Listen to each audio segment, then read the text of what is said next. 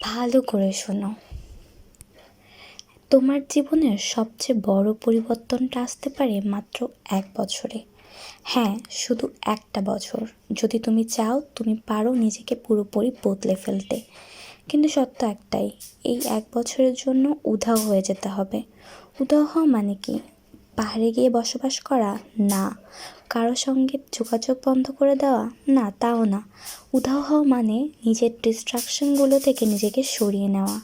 Facebook, Instagram, TikTok এইসব 5 মিনিটের আনন্দগুলো থেকে দূরে সরে গিয়ে নিজের ভবিষ্যতের জন্য একটু কঠোর হওয়া। রাত জেগে সিরিজ নয়, রাত জেগে স্বপ্ন পূরণের চেষ্টা। তুমি যদি আজই শুরু করো, ভোরে ওঠো, নামাজ পড়ো, শরীর চর্চা করো, নিয়ম করে পড়ো, তাহলে 1 বছরের মধ্যে তুমি এমন একটা অবস্থানে পৌঁছাবে যেখানে পৌঁছাতে অনেকেই সারা জীবন ব্যর্থ হয়। কেউ বুঝবেই না তুমি কীভাবে এতটা বদলে গেলে, কারণ তুমি কাজ করেছিলে নীরবে যখন সবাই সময় নষ্ট করছিল।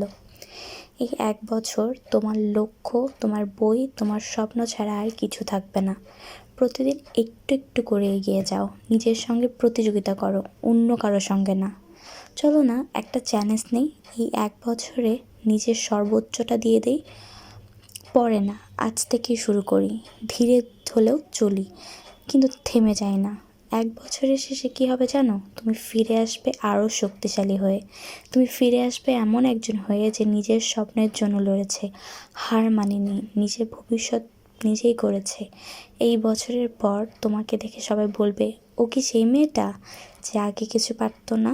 তখন তুমি শুধু হাসবে, কারণ তুমি জানো তুমি নিজেই নিজেকে বানিয়েছো। তাই এখনই ঠিক করো, 1 বছরের জন্য উধাও হয়ে যাও।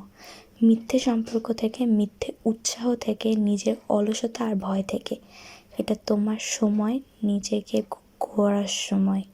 1 বছর পর দেখা হবে, তখন হয়তো আমরাও তোমাকে চিনতে পারবো না।